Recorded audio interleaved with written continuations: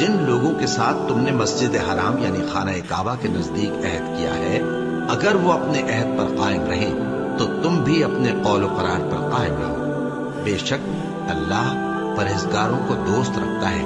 بھلا ان سے عہد کیوں کر پورا کیا جائے جب ان کا یہ حال ہے کہ اگر تم پر غلبہ پا لیں تو نہ قرابت کا لحاظ کریں نہ عہد کا۔ یہ منہ سے تو تمہیں خوش کر دیتی ہیں لیکن ان کے دل ان باتوں کو قبول نہیں کرتے اور ان میں اکثر نافرمان ہیں۔ یہ اللہ کی آیتوں کے عوض تھوڑا سا فائدہ حاصل کرتے اور لوگوں کو اللہ کے رستے سے روکتے ہیں۔ کچھ شک نہیں کہ جو کام یہ کرتے ہیں برے ہیں۔ یہ لوگ کسی مومن کے حق میں نہ تو رشتہ داری کا پاس کرتے ہیں نہ عہد کا، اور یہ حد سے تجاوز کرنے والے ہیں۔ اب اگر یہ توبہ کر لیں اور نماز پڑھنے اور زکوٰۃ دینے لگیں تو دین میں تمہارے بھائی ہیں، اور سمجھنے والے لوگوں کے لیے ہم اپنی آیتیں کھول کھول